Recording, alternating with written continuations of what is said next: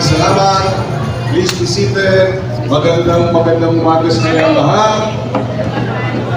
Batiin natin Governor Bombit Adyong, Congressman Yasser Balindong,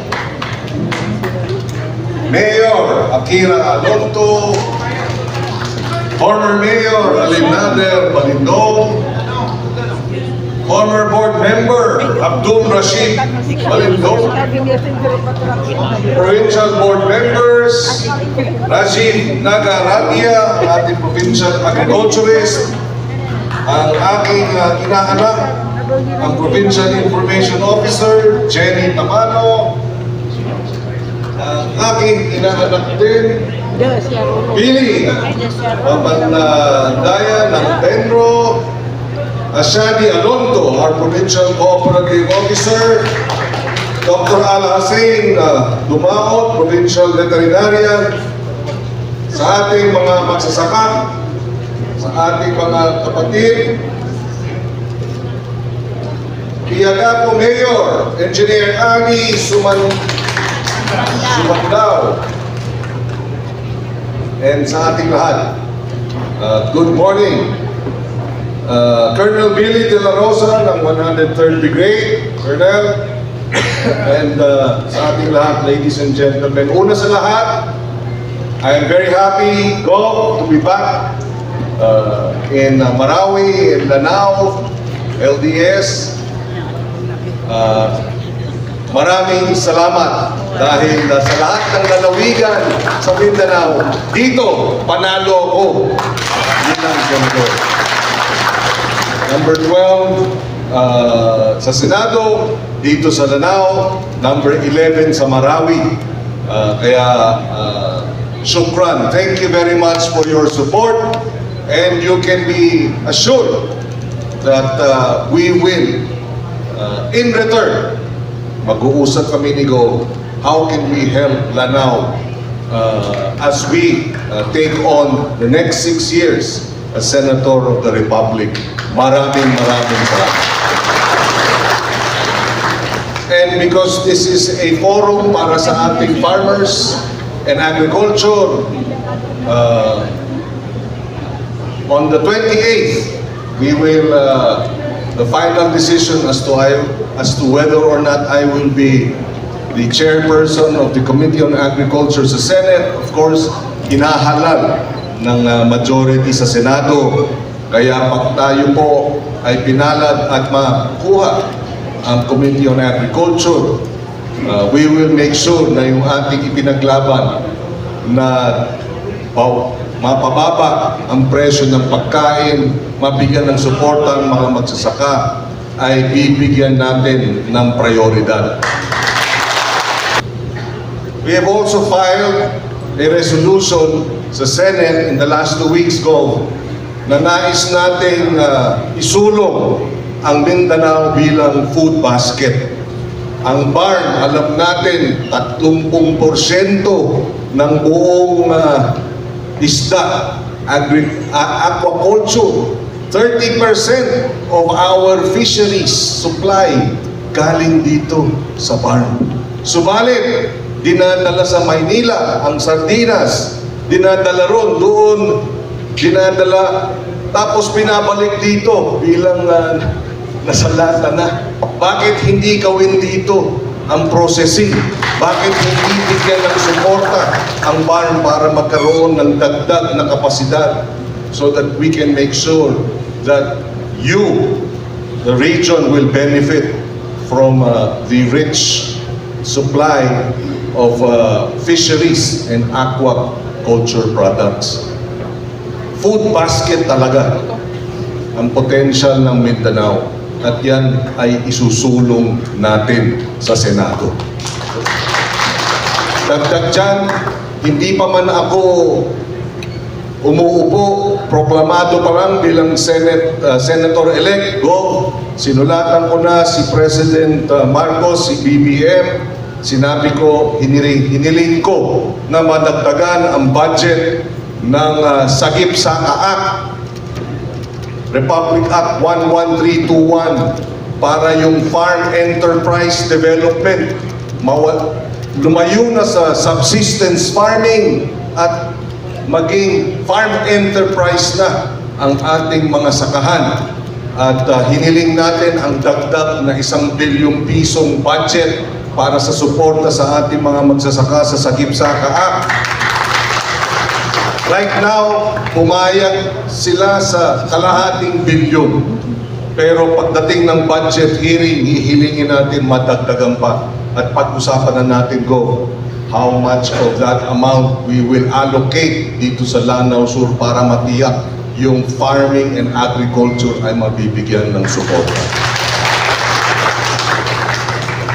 Hihilingin din natin sa susunod na budget dahil ngayon pa lang ay dinidebate pa madagdagan ang budget ng Department of Agriculture dahil dapat hanggang sa pangatlong taon, 2028, I'd like to see the agri-budget hitting at least 400 billion pesos. Right now, it's 250. And yung bulto ng pondo na madadagdagan para sa direktang suporta sa magsasaka, sa mangingisda, sa pamamagitan ng dagdag na equipment, dagdag na mechanization, dagdag sa pataba, subsidiya sa fertilizer, subsidiya sa mga traktora ng mga mechanization para mataas, dumagdag ang kita ng ating mga magsasaka at mangingisda. Alam ko, marami halimbawa sa ating mga mangingisda naghihiraman ng bangka. 4, 5, 6 sa isang bangka, tapos hati-hati sa kita. E di dapat bigyan pa natin ng mas maraming bangka para matiyak na madadagdagan ang kita ng ating mga mangingisda. Kung kausap ko ang ilang mga mangingisda nung nabigyan ng kanilang sariling bangka, sa halip na 4 o 5 ang naghahati, 2 na lang. So dagdag kita para sa ating mangingisda. Ito ang ating susuportahan. Kaya siguro, yun na muna, priority ang agrikultura, nangampanya tayo rito, ang ating mga pangako, makakatiyak kayo, ipaglalaban natin at magiging dagdag na suporta sa agrikultura.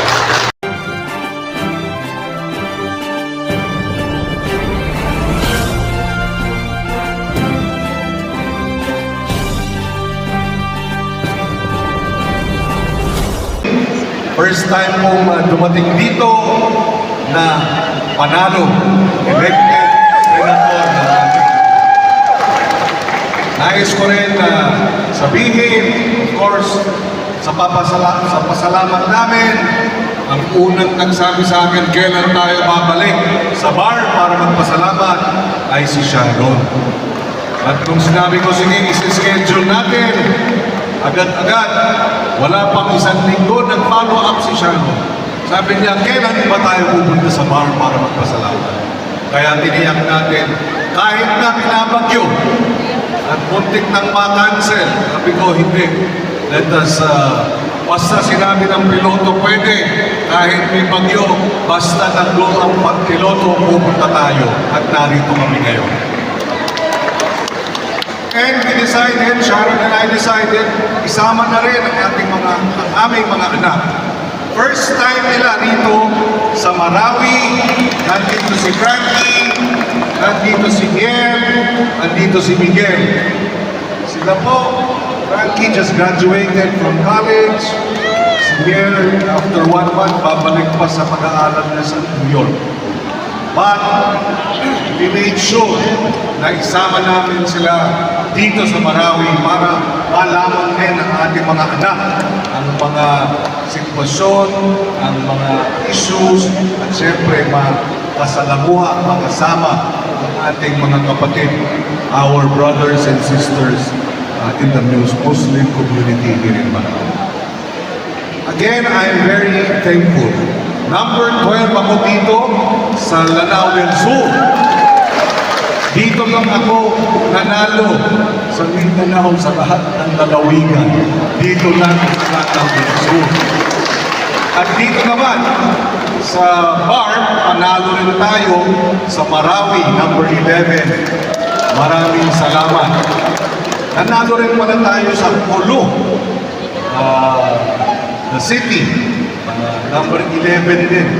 Ibig sabihin talagang sa BARM, tayo po ay pinagkilig, sinuportahan, pinagkatiwalaan. Maraming salamat. And dahil sa inyong tiwala, makakaasa kayo. Kanina, kausap natin ang mga farmers, ang mga magsasaka. Napakalaki pa rin ang kakulangan ng suporta, lalo na dito sa BARM, dito sa Lanao, del Sur, sa usapin ng agrikultura. Kapag tayo ay pinili ng ating mga kapwa senador at maging chairman ng Committee on Agriculture, makakaasa po kayo na tayo po ay babalik, hindi lamang babalik para magpasalamat, babalik para magkaroon ng mga proyekto dito sa Lanao sa usapin ng food security. Nabanggit na rin ni Governor na ang food terminal ay kakailangan din ng dagdag pa na suporta. Makakaasa si Governor na ang ating tanggapan sa Senado ay tanggapan ni Governor, tanggapan ng inyong mga kababayan. My office is your office, Governor. So yun na lamang po. I'd like to ask if it's okay, maybe Sharon can also say a few words to thank all of you. Mabuti naman alam mo.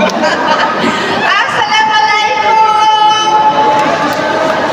Magandang hapon po sa inyong lahat, mga pinapahal po namin, mga kababayan dito. I would like to ulitin ko lang po para hindi lang po si Kiko, kundi po pamilya namin. Our beloved friend, Governor Bombit Adyo, and si Mayora, syempre, Congressman Yasser Balindong, salamat po.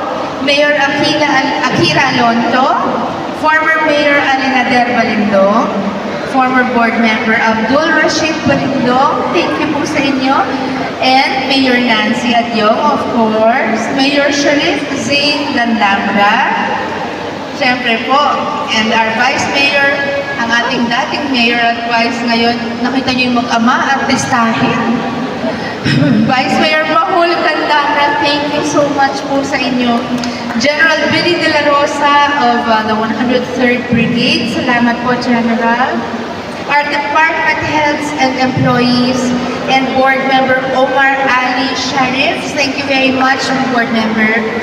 And all the employees, officials of the provincial government of Lanao del Sur. Thank you from the bottom of our hearts po sa inyong pagmamahal, pagsusuporta po at pagtiwala kay Kiko, at sa araw na ito, sa pagtanggap na napakainit sa aming mag-asawa at sa aming mga anak. Keep this, ha? Alam niyo, totoo po yun, nung nagkakampanya po kami, si Gov po at si Mayor ay tinanggap kami ng with open arms at buong puso po nagbigay ng kanilang suporta at tulong. Sabi ko po noon, pag nanalo kami, kahit kung matalo, babalik kami para magpasalamat. Yan po ang pinunta namin dito ngayon, ang magpasalamat ng taus-puso sa kanila at sa inyo pong lahat. Dahil talaga po, kahit anong number pa po siya, kahit 12 and a half, basta pumasok siya doon, pinagbigyan niyo po kami sa number 11.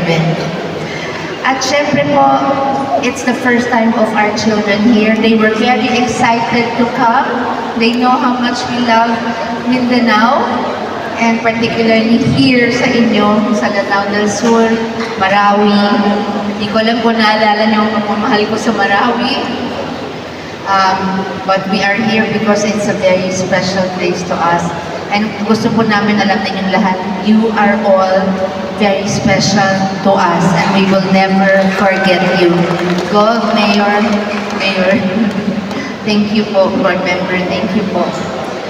At babalik po si Kiko, promise po yun. Sana lang talagang piliin siya sa ng mga kapwa niya senador na maging head ulit ng Senate Agricultural Committee para pumain sa patupad niya ang mga plano para po sa mga magsasaka dito sa inyo for food security also at bilang pagsuporta ng buong buo sa inyong food terminal, and I think it's a genius idea para sa inyong lahat dahil pagkain po ang umpisa ng lahat sa atin, pagpapalusog ng anak at asawa, pag-aaral ng mabuti, hindi kaya mag-aral kung hindi busog at hindi tama ang kinakain, at paglaki lamang ng malusog at maging effective na mamamayan ay lahat base sa pagkain, di po ba?